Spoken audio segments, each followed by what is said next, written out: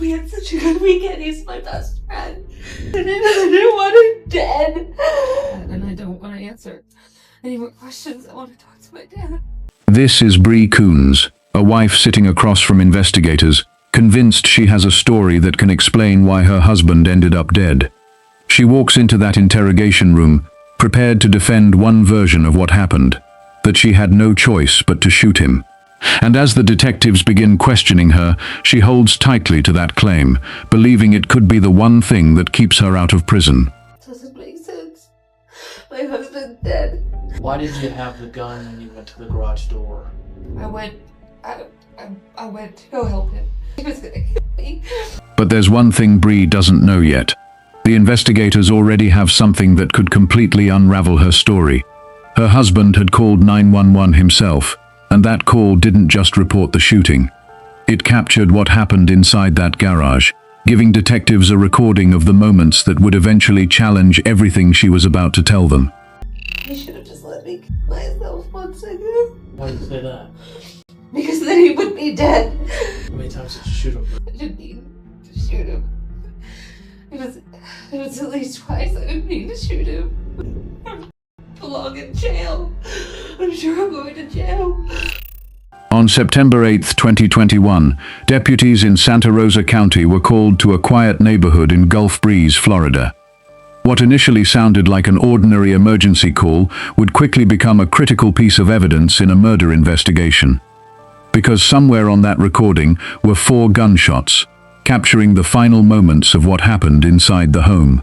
A man lost his life, a family was left broken, and somewhere, someone still has to live with what happened that day. If you believe these stories should never be forgotten, stay with us, subscribe. Because every case we tell is about more than what happened. It's about the lives that can never be restored. Sheriff's Office Emergency. Hi, you guys have been out to my house twice today, and then most recently the deputy talked my wife into letting me in the house, and then she locked me in the garage and tried to break my arm when I was trying to get back inside. She's currently got me locked in the garage because earlier she broke both of the big doors, and then when I came out here to fix it after getting in the house earlier, she locked the door behind me. And then when I tried to What was that? She just shot me! Oh, shooting with somebody. She's driving. She just shot him. When deputies reached the house, they discovered 34-year-old Colin Turner dead inside his own garage. Colin had once served as a Marine, but later became a stay-at-home father. Those who knew him described him as a devoted dad who wanted nothing more than to keep the peace and protect his children. But on the day he believed he could finally take his kids and leave the situation behind, he never made it out. His wife shot him. And this wasn't even the first time police had been called to the house that day. Earlier, Bree had made a 911 call of her own, telling dispatchers that Colin had physically attacked her. Emergency. Hi, can I have a police officer? What's going on? My husband pushed me up against the wall and threw me on the floor.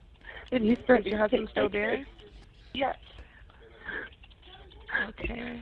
Does anyone have any weapons? There's guns in the house, but no. What's your name again, man? Colin, Collin. Colin? Yep, I bet that ran both of them. That's hard. Was at any point in time did he get physical? I told you I tried to grab my daughter last night, and she got pistol and stopped me. So I backed up at that point.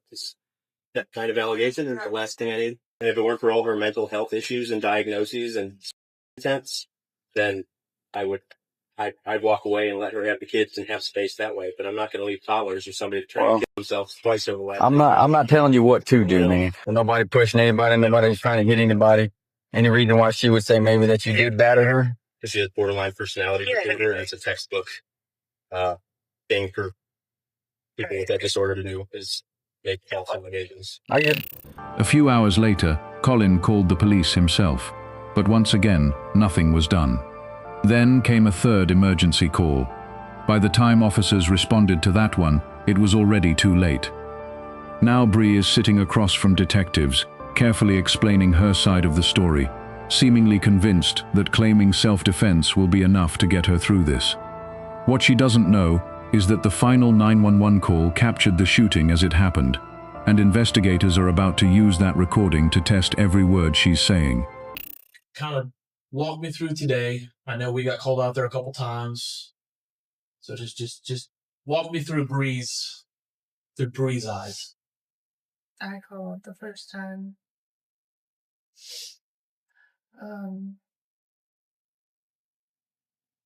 We were arguing, and Colin asked my husband's years.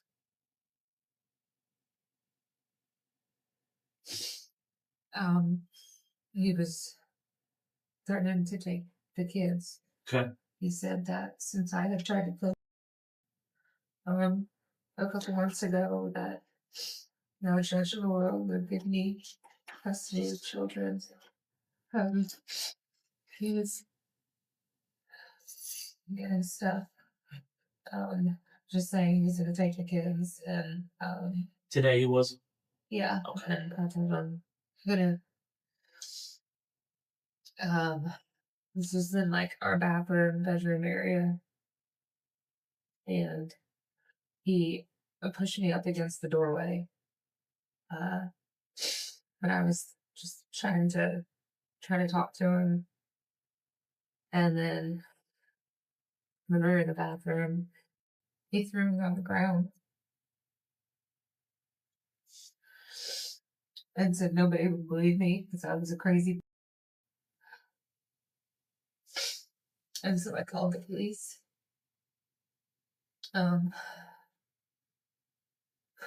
They came. They said they couldn't do anything because I didn't have any marks on me, and there wasn't any witnesses. And he made a statement. He filled out something. And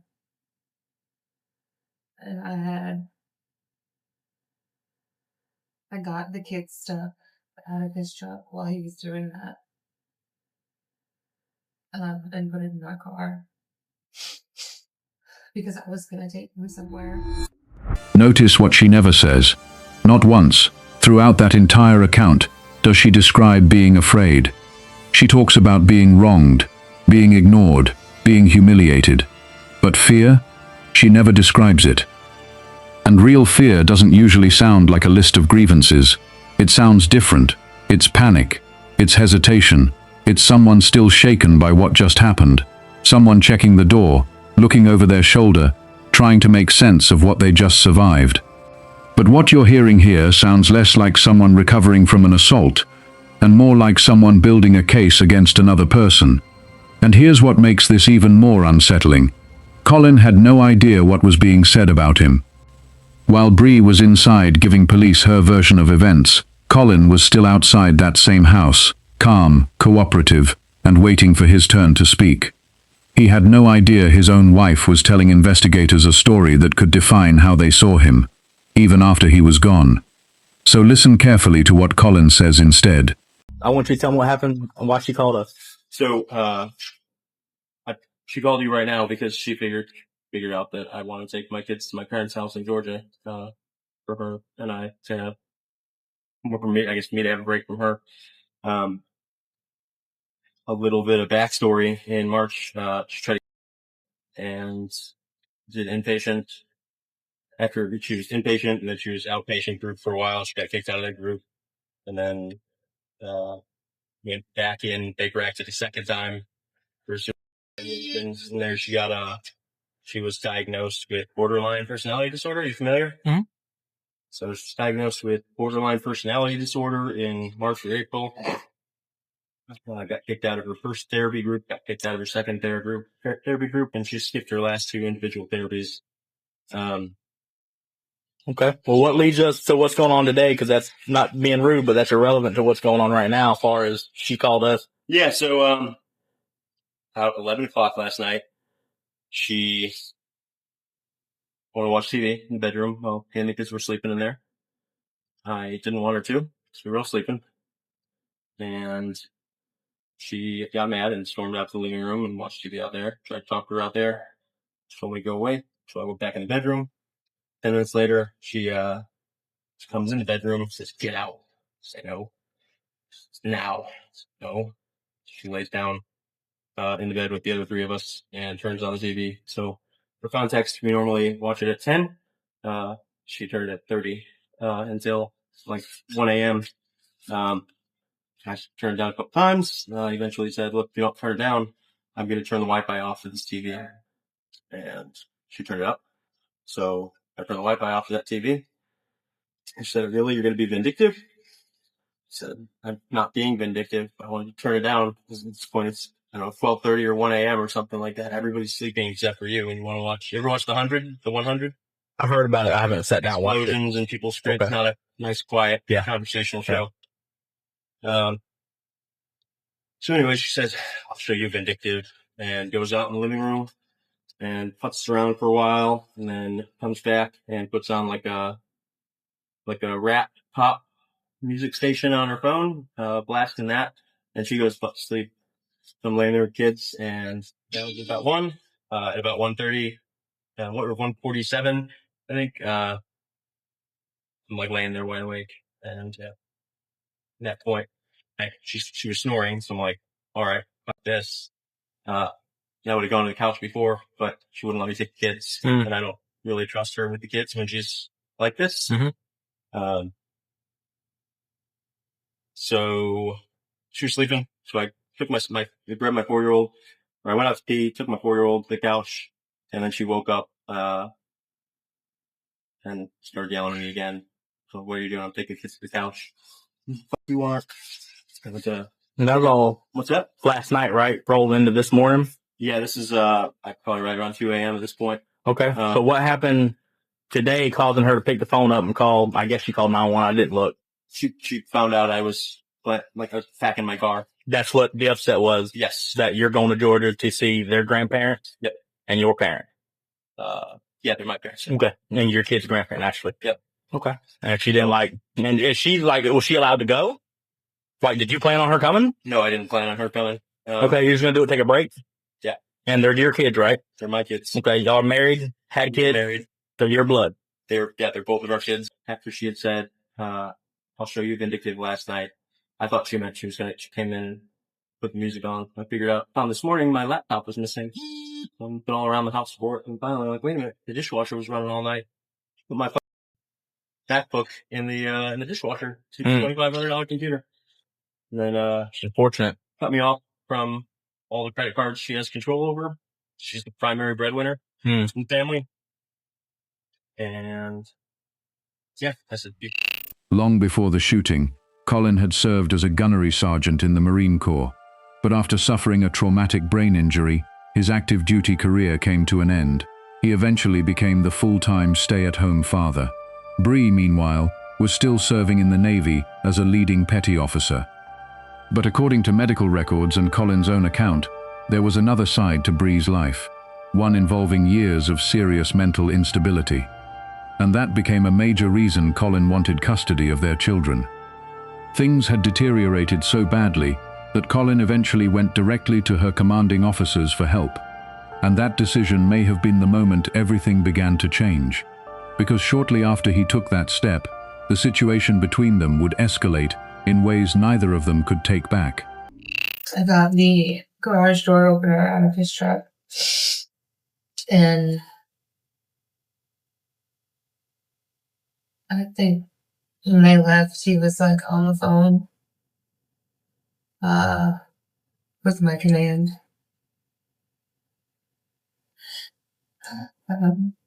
So I closed the garage doors and I locked the door and took the batteries out of the lock so that he couldn't come in and take the kids. I didn't want them.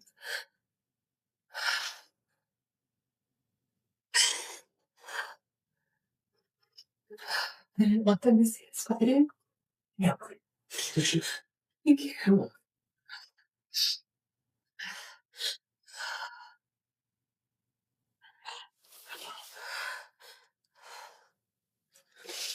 And then there was And it was a couple hours later. My daughter, the kids were napping, and I was texting him and calling him because he was in the driveway. He wasn't leaving, but he was just in the driveway. How long was he locked out of the house? An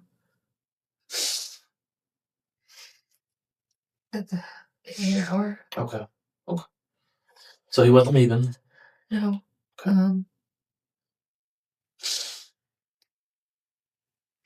My kids, they're 4 and 3. And the 3-year-old, sometimes she wakes up from a nap, like really confused. Just like hysterical.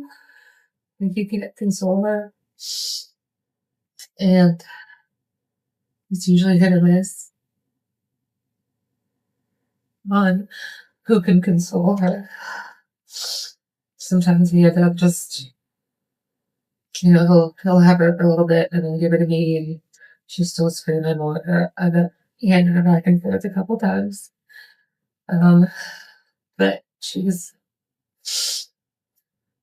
so crying. So I took her out front. And he was still there. So I asked her if she wanted Daddy. I gave her to him. And he wouldn't talk to me. I had texted him, just, saying like this is really like the path that we want to do. Like this is just crazy that we're fighting for the kids. I went out there again to go get her. And they could see it called police this time. He told them that I have mental health issues, that I don't think I'm being reasonable, and he doesn't trust me to leave me alone with the kids. Which wasn't correct. He just wanted to take them because I told him that I wanted a divorce. So he was just trying to take the kids. I think my wife won't let me in my house. Okay, is this wife? Dispute? Yep. Okay, can I talk to you over here? Ma'am? Daughter. Hey, can I just have you wait right there for just one moment, okay? Not right now. Hold on. Just one second. We'll get this figured out, okay? All right, so what's going on, Blazer? So she's got mental health stuff going on. I was trying to leave for Georgia to get a break from her for me and the kids earlier today, and then she called you guys. I was talking to you guys. She took my photo ID, all my access to money and everything. Okay. And then took the kids inside and locked me out. So I've been locked outside in my driveway Okay. for the last couple hours. Do you live here? What's that? Do you live here? Yeah, we're Okay. co-owners with both. Okay. So I've been on the phone with family advocacy through the Navy and all that most of the day. So I haven't cared that I'm outside. Okay. Until she came outside with my daughter on the porch. Okay. Screaming. So I came over and she gave my daughter to me. She didn't make her stop screaming. And what's the argument over?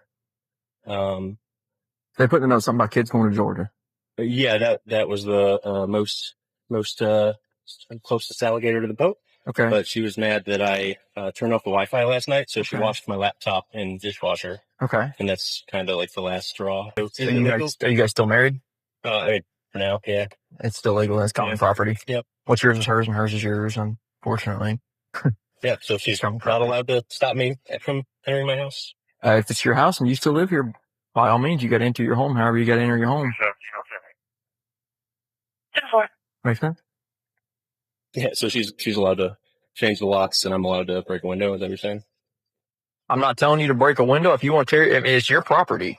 However, you got to get into your house, you got to get into your house. If it's your home and you live here and you've got your items in there, if you got to get in, however you got to get in. You can't, escort me in, no, and let me in. Well, I'm going to talk to her in just a second, but we'll figure out what's going on. But He was talking to him about wanting a divorce, so he said if he's going to take the kids to Georgia, and he can because we're still married. Okay. We got into an argument about it. Okay. He pushed me up against the wall. He Okay. threw me onto the floor in the bathroom. Okay. And that's when I called the police. Okay. Earlier today. Okay. They came out. Did whatever they Okay. could do, which wasn't really anything. Okay. And then I locked him out. Okay. He had been in contact. Well, he had been in contact with my command. Okay. So he said that there's allegations of emotional abuse. Okay. So obviously I don't want him in there. Okay. Him and I arguing in front of the kids. So I Okay. locked him out. I'm sorry. I really have to go back in because my 4-year-old. Can I? Okay. Yeah, absolutely. Well, if he's gonna wait out here for just a second with her, and I'll go inside if you want with you. And I don't. Have to go. okay, well then we can all walk back inside. Okay. All right. Don't want that.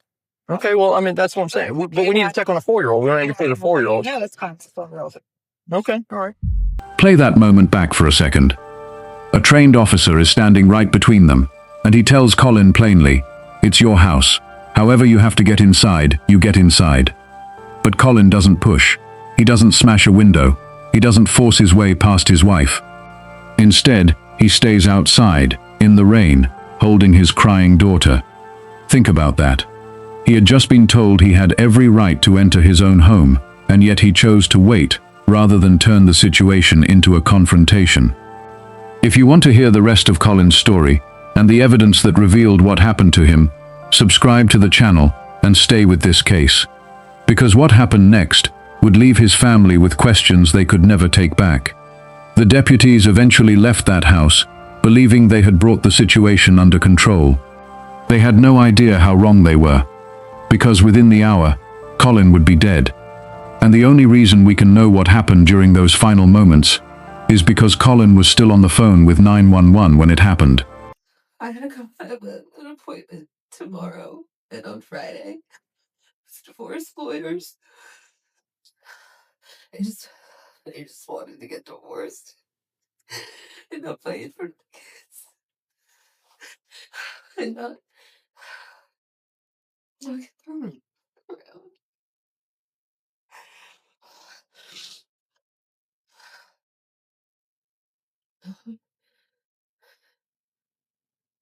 And the police made me let him back in the house.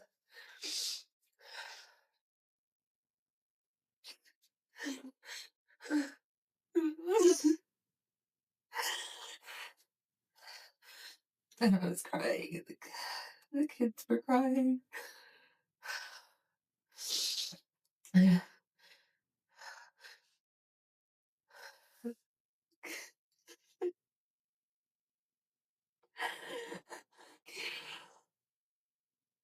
Can I talk to my dad? In just a little while. Not the moment. So what happened after the law enforcement left the second time? I don't remember. I don't remember. Which part? After they left, when I know I called my mom.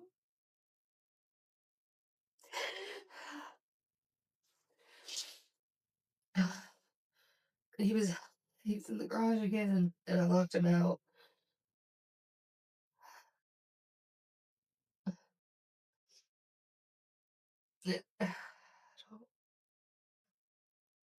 I had locked it for some reason. I think to talk to him. You locked him out for some reason, and that was the top. I locked him out. He was in the garage. I locked him out. Okay. But he didn't. He was still in the garage. So I opened the door to talk to him. And he tried coming in, so I blocked the door, and he kicked my foot. And was trying to push to go in the door. And I was trying to keep him out. I don't. And then I shot him. he was still coming towards me. I don't think I shut the door, and I went to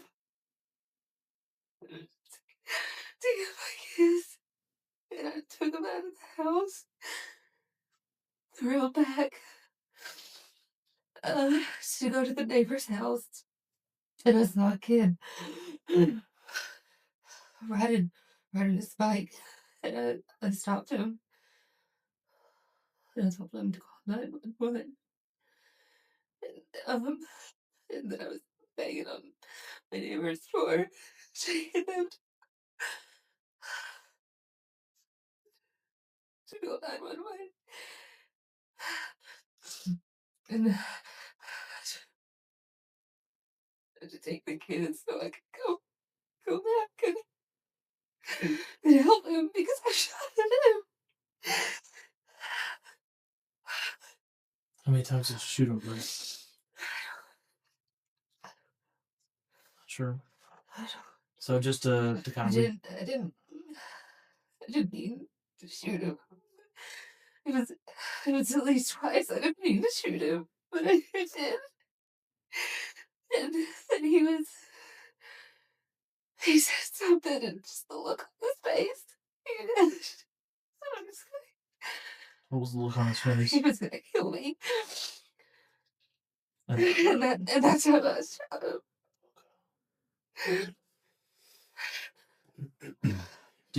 Where did you get the gun? And you said you came to the door. Did you already have the gun in your hands? You already had the gun in your hand when you came to the garage door? You think so? I don't know. Okay. Because it seems like it all happened pretty quick.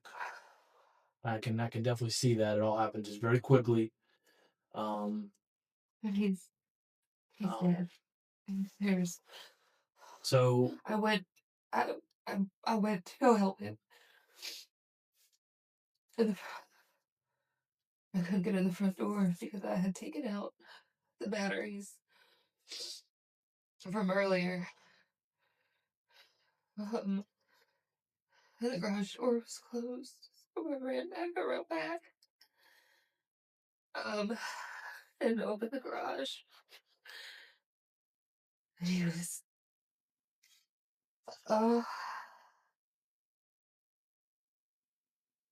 just covered in blood.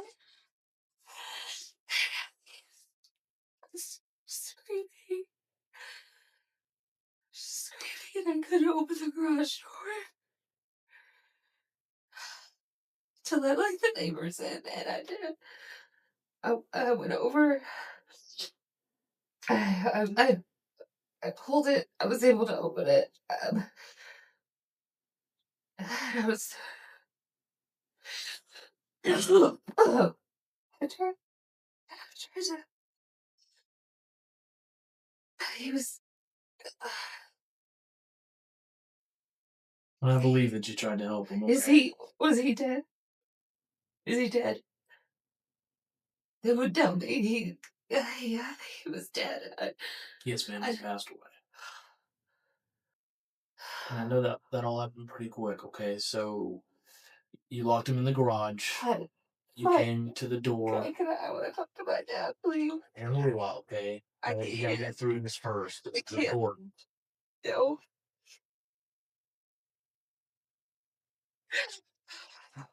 Where's the gun normally kept so we can get it? It was in.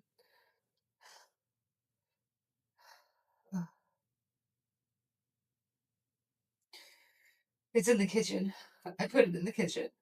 Where is it normally kept? My closet. Your closet? Yeah, we have 3 guns. Do you guys share a closet, or is it your closet, his closet? We share a closet. Okay. How is it normally kept? I mean, there's kids in the house. I figured there's a way to keep it away. It's up. The shotgun is the one that's out. Is the handgun in a safe? Is it in its lockbox? Is it in its gun container? No, it's just up high. It's just up high. Yeah. So the kids can't get it. That's why it's up high. Okay. Why did you have the gun when you went to the garage door? Do you know? I just wanted to go. Why did they arrest him when I called the police? Why did they arrest him? I didn't want him dead. I wasn't out there. I told them.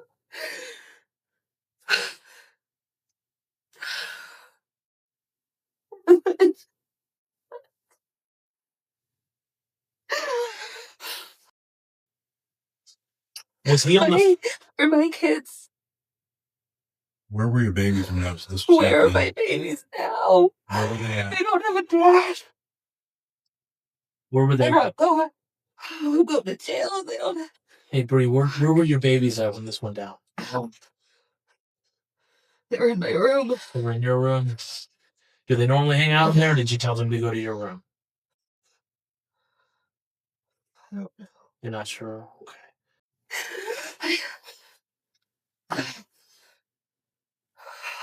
I thought maybe I was wrong. Maybe it was okay. Did he have anything in his hand when you had to shoot him? She needs them to believe he came at her. That's the entire foundation of everything she's said in this room. The look on his face, the fear, the shotgun kept up high, because of the kids. Every detail is built toward one single sentence. He was going to kill me. But bodies don't lie the way people do. And when the medical examiner finished the autopsy on Colin Turner, they found something that made every word of her account physically impossible. Every single bullet that hit him entered through his back. Not his chest, not his arms, raised to defend himself. His back, the part of a person's body they show you only when they are already turning away. I can't do this. Oh. Well, I know it's very hard, okay, but you gotta be strong, if not for you, but for your babies. Okay, you gotta be strong. I know. Okay, you gotta be strong. Bro, you're still a mother. Okay, you gotta be strong. Okay, you're the only one that can make light of this situation. You're the only one. Okay, if it was an accident, it was an accident. But okay, if things just got out of hand and it was a mistake, then that's what it is. But you gotta tell us something. Okay, if things just got out of hand and you made a mistake, you gotta tell us that. Okay, because we don't know what to believe otherwise. Okay, you're the only one that can provide us any sort of light. I don't think you're a bad person. Detective Kelly doesn't think you're a bad person. Nobody thinks that you're a bad person. Okay, sometimes we do things that we let things get out of hand. Okay, and we make mistakes. It's not the mistakes that define us. Okay, it's how we move on from those mistakes. Bree, you gotta listen to me when I tell you that. Okay, it's not the mistakes that define us, it's how we move on from those mistakes. And I'm going to jail. I need to talk to my dad.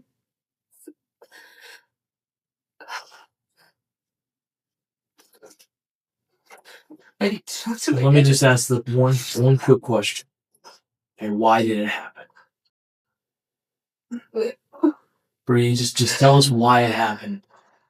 That's... Why did they just arrest him? I don't know. When? And then he called the cops again.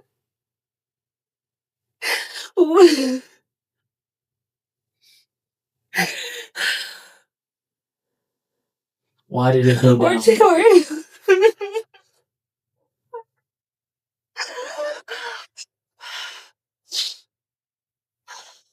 Bree, we can understand this is really, really hard right now. I don't want to answer any more questions. I have to talk to my dad. Before we let you call her dad, can we give you just a little bit of information so you understand how important it is that we get your statement?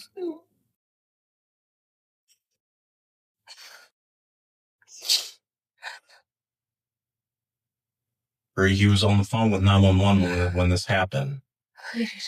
Okay, so we have an audio recording of when this happened and what was going on. Okay, right now that's the main information that we have is what's on that recording. That's why we're asking you. We need you to be really clear about what was going on the other side of that recording. I told you. So what was he doing? You said something about him. You thought he was going to kill you. What made you think that? Bree, the only thing I gotta talk to my I dad. know. The only thing that we have on that recording is your husband talking to our dispatch saying that you locked him in the garage. Your husband is calm. I gotta lock him in the garage. Okay. And then the second later, the door opens. One shot goes off. He tells our dispatch, she just shot me. About 5 more seconds go by, and 3 more shots go off. Okay, that is very important information, but we can only see so much of it. It was me. What was you? I shot him. I told you. What was he doing? You said he made you do Coming this. towards me. No. I didn't say that, and I don't want to answer any more questions. I want to talk to my dad. My kids don't have any parents.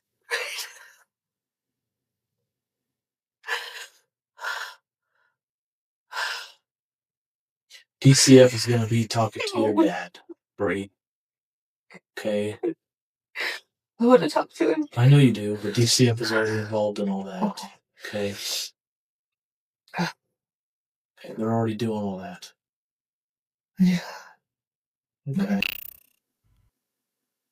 Hello? Daddy. Hey.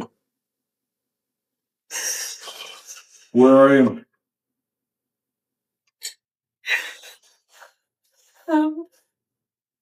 I'm in an office. Daddy. You're at the police? Yeah. You're at the police station? Yeah. All right. Oh. I killed Colin. I know you did. Yeah, I know you did. I'm just trying to figure out why. Was he threatening you or?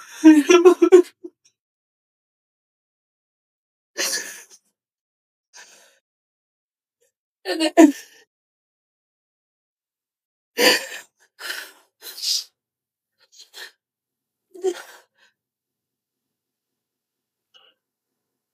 The kids okay? No, they don't. Their dad is dead. And I belong in jail. I'm sure I'm going to jail. But they...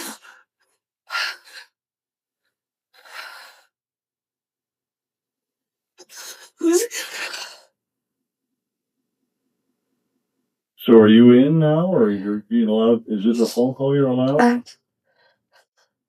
Yeah, they said I could call you. All right.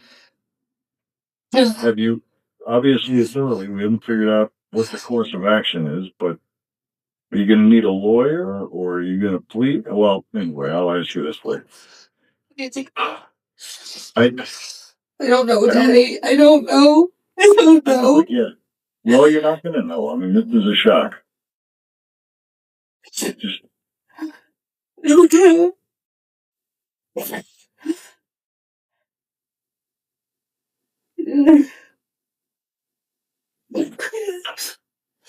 We had such a good weekend. He's my best friend.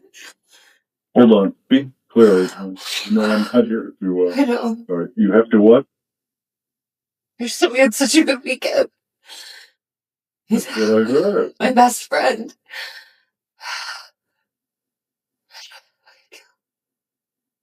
Yeah, said you guys had a great weekend, but for some reason, Colin started this thing last night with you. I mean, you obviously didn't put his computer in the dishwasher. We're clear on that, right? Hmm? He's dead. He just did. He's dead. Oh, yes, he is. I'm sorry about that. I'm very sorry. And Hardy's got Kylie. You knew that, of course. Yes. All right. JP and Laney are with Child Protective Services, I guess? I don't know. You don't know. He wouldn't tell me anything. All right, we'll find out tomorrow. We'll start calling. Are you with the Sheriff's Department? There was a deputy here. Okay, because I've been trying to figure out all the police numbers. They go straight to voicemail unless you call 911. I think it's in an attorney district, maybe. The district attorney, state edible. It's the guy in a suit. He asked if I would come to his office and talk to him. And so the cop brought me here. Oh, so you're waiting to talk to somebody in their office? I talked to them. So you did? Okay. What did you tell them? Yeah.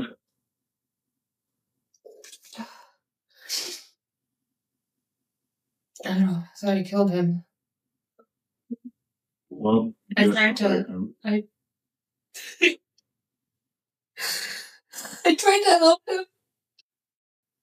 You tried to help him? I got the kids out of the house, and I went back and I tried to help him, and there was just blood everywhere.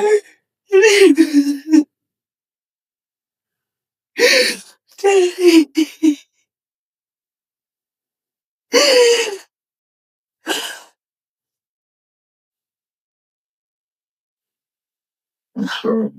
I'm sorry. I'm really pissed right now, Bree. I'm very mad at you. I know you're going through a terrible thing, but Jesus, this is so uncharacteristic. Why did you go for me? Why did you grab a gun? Did you feel like was he gonna hurt you? Yeah. Keep crying, hon. I mean, I've got to believe there was a reason it happened. Typically don't go around shooting people without a reason. Is he threatening you, or were you in the middle of an argument? Eric seemed to think he sounded like Colin was mocking you at the time. But I don't know. I don't know. You don't know either. I need to go back to the hospital. Are they taking you to the hospital? I don't know. All right, well, why do you need to go back to the hospital? Are you thinking you're hurting yourself, or... No. All right. I don't know either, huh? And this isn't so... I really don't know what I'm going to be able to do. Listen carefully to her father during that call. Not once did he ask if Colin hurt her. Not once did he ask if she was safe. Instead, he asked why she grabbed a gun. Then he told her, flatly, that people don't typically go around shooting someone without a reason. And just minutes after the worst day of her life, he was asking his own daughter to give him a reason that made sense. A father who truly believed his daughter had just defended her life would have been demanding a lawyer. He would have been insisting that she was the victim. But that's not what we hear here. He sounds like a man who already knew something wasn't right, before she ever finished explaining what happened. 3 years after Colin Turner was shot and killed inside his own garage, Bree finally faced a jury for his death.